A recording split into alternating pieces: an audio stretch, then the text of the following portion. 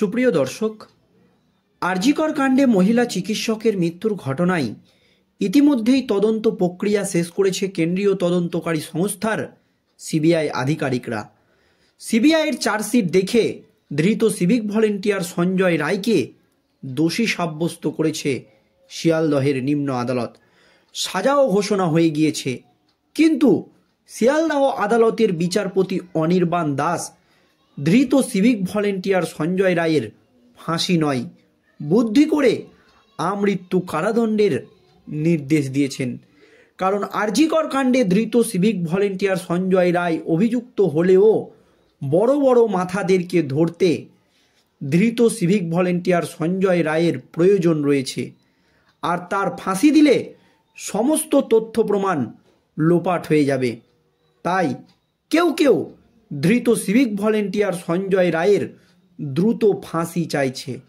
দর্শক, কে ফাঁসি চাইছে এবং কেন চাইছে এই নিয়ে আপনাদের মতামত অবশ্যই কমেন্ট বক্সে জানাবেন, আমি আর বললাম না।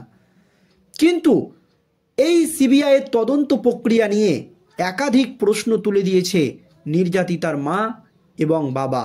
তারপরই সিবিআইয়ের তদন্ত প্রক্রিয়ায় গাফেলতি নিয়ে রাজ্যপাল সিবি আনন্দ বোসের মাধ্যমে রাষ্ট্রপতি এবং স্বরাষ্ট্র মন্ত্রকের দপ্তরে চিঠি দিয়েছে নির্যাতিতার মা এবং বাবা। শুধু তাই নয়, রাজ্যপাল সিবি আনন্দ বোস পরিষ্কার জানিয়ে দিয়েছে ন্যায্য বিচার পাবে তিলোত্তমা। তারপরই নির্যাতিতার মা এবং বাবাকে রাষ্ট্রপতি দ্রৌপদী মুর্মুর কাছে মেলও করতে বলেন রাজ্যপাল সিবি আনন্দ বোস। আর রাজ্যপালের কাছে নির্যাতিতার মা এবং বাবা যেতেই নড়ে চড়ে বসেছে কেন্দ্রীয় তদন্তকারী সংস্থার সিবিআই আধিকারিকরা। আর তাতেই মহা ফ্যাসাদে পড়েছে আরজিকরের প্রাক্তন অধ্যক্ষ সন্দীপ ঘোষ। আরজিকর কাণ্ডে মহিলা চিকিৎসকের মৃত্যুর ঘটনায় তথ্য প্রমাণ লোপাটের অভিযোগে গ্রেপ্তার হয়েছিল সন্দীপ ঘোষ এবং তালা থানার ওসি অভিজিৎ মণ্ডল। এছাড়াও আরজিকরের এই ঘটনা সামনে আসার পর আরজিকর মেডিকেল কলেজের একাধিক দুর্নীতি আসে। হসপিটালের নিম্নমানের বেড থেকে শুরু করে স্যালাইন, এমনকি নিম্নমানের ওষুধ, প্রায় 200 কোটি টাকার দুর্নীতি হয়েছে আরজিকরে। তারপরই আরজিকরের দুর্নীতি ইস্যুতে আরজিকরের প্রাক্তন অধ্যক্ষ সন্দীপ ঘোষকে গ্রেপ্তার করে ইডি। আর এবার একেবারে 6 মাসে সিবিআই যা করেনি, রাষ্ট্রপতি এবং স্বরাষ্ট্র মন্ত্রকের কাছে রিপোর্ট যেতেই তাই করে দেখালো কেন্দ্রীয় তদন্তকারী সংস্থার সিবিআই আধিকারিকরা। ঠিক কী হয়েছে দর্শক দেখুন। গত আগস্ট মাসে আরজিকরের ঘটনার পর সেই সংক্রান্ত মামলায় নাম জড়িয়েছিল হাসপাতালের প্রাক্তন অধ্যক্ষ সন্দীপ ঘোষের। আরজিকর দুর্নীতি মামলায় সিবিআইয়ের হাতে গ্রেপ্তার হয়েছিল সন্দীপ। সম্প্রতি জামিনে মুক্ত হয়েছেন তিনি। আরজিকর দুর্নীতি মামলায় সেই সন্দীপ ঘোষ সহ 5 জনকে এবার সশরীরে হাজির করানো হয় আলিপুরের বিশেষ সিবিআইয়ের আদালতে। শুক্রবার ক্ষুব্ধ হয়ে আদালতে সিবিআইকে নির্দেশ দিয়েছিল যে 100% নথি জমা দিতে হবে। এই নির্দেশ কিন্তু বিচারক দিয়েছিল। আদালতের নির্দেশ মতোই শনিবার সিবিআইয়ের আইনজীবী আরজিকরে আর্থিক দুর্নীতিগ্রস্তর সংক্রান্ত বিপুল নথি নিয়ে উপস্থিত হয়। সিবিআইয়ের আইনজীবী জানান তিনি পেন ড্রাইভে অভিযুক্তের আইনজীবীকে সমস্ত নথি দিয়ে দিতে পারবেন।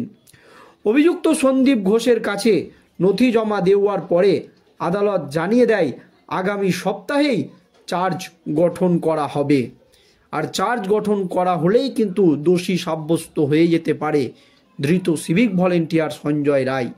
এই আবহে আগামী সপ্তাহে বৃহস্পতিবারের মধ্যে চার্জ গঠন করে বিচার প্রক্রিয়া শুরু করতে চান বলে জানিয়ে দেন বিচারক। বিচারক স্পষ্ট জানান বিচার প্রক্রিয়ায় দ্রুততা আনতেই হবে। সেই লক্ষ্যেই তাই বিচারক গুরুত্বপূর্ণ নির্দেশ দেন। এদিন শুক্রবার 7 দিনের মধ্যে চার্জ ফ্রেমের নির্দেশ দিয়েছিলেন এবং পরিমার্জন করার আবেদন জানিয়ে হাইকোর্টের দ্বারস্থ হয়েছিল অভিযুক্ত সন্দীপ ঘোষ। শনিবার আলিপুরের আদালতের বিচারক কেন হাইকোর্টে আবেদন বিষয়টি নিম্ন আদালতে জানানো হয়নি সেই বিষয়ে সন্দীপ ঘোষের আইনজীবীকে প্রশ্ন করেন। আদালতে সন্দীপের আইনজীবী জানান, হাইকোর্টের অন্য আইনজীবী রয়েছে, তাই সেই বিষয়ে তারা অবগত নন। শনিবার আজ সমস্ত নথি পাওয়ার পর মঙ্গলবার সকল অভিযুক্তদের বক্তব্য আদালতে রাখতে হবে বলে জানানো হয়েছে। মঙ্গলবারই কিন্তু মহা ফ্যাসাদে পড়তে চলেছে আরজি করের প্রাক্তন অধ্যক্ষ সন্দীপ ঘোষ। এতদিন কিন্তু সমস্ত নথি দিচ্ছিল না কেন্দ্রীয় তদন্তকারী সংস্থার সিবিআই আধিকারিকরা, জানিয়ে ক্ষুব্ধ হয়েছিল নিম্ন আদালত থেকে শুরু করে হাইকোর্টের বিচারপতিরা। এমনকি সন্দীপ ঘোষের বিরুদ্ধে 90 দিনের মধ্যে চার্জশিট না দেওয়ার কারণে তথ্য প্রমাণ লোপাটের অভিযোগে যে গ্রেপ্তার হয়েছিল তারা কিন্তু জামিনও হয়েছে। তারপরই নির্যাতিতার মা এবং বাবা রাজ্যপালের দ্বারস্থ হয় এবং সিবিআইয়ের বিরুদ্ধে সেই রিপোর্ট দেশের স্বরাষ্ট্র দপ্তর অর্থাৎ অমিত শাহের দপ্তর এবং রাষ্ট্রপতির কাছে পাঠানোর হুঁশিয়ারি দেন এবং রাজ্যপাল পরিষ্কার জানিয়ে দেন যে তিলোত্তমা বিচার পাবেই।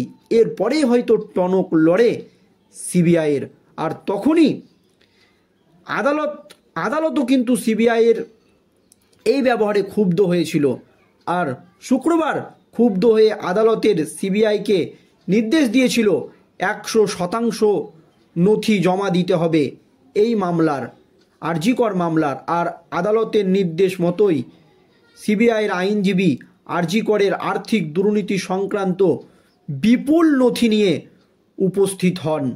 আর সিবিআইয়ের আইনজীবী জানান, তিনি পেন ড্রাইভে অভিযুক্তদের আইনজীবীকে সমস্ত নথি দিয়ে দিতে পারে, যে নথি সিবিআই 6 মাসে দেয়নি। এবার সেই নথি মাত্র একদিনে 100% নথি কিন্তু দিয়ে দিয়েছে। আর এতেই মঙ্গলবার কিন্তু এই গুরুত্বপূর্ণ মামলাটি উঠতে চলেছে আবারও নিম্ন আদালতে। আর ইতিমধ্যেই চার্জ গঠন প্রক্রিয়া শুরু হয়ে গিয়েছে, তাই আর বাঁচার পথ নেই কিন্তু আরজি করের প্রাক্তন অধ্যক্ষ সন্দীপ ঘোষের। দর্শক, সন্দীপ ঘোষকে নিয়ে আপনাদের কি মতামত, যে তিনি এই ধরনের দুর্নীতি বা এই ধরনের কাজের সঙ্গে কি জড়িত? অবশ্যই কমেন্ট বক্সে কমেন্ট করে জানাবেন। ধন্যবাদ।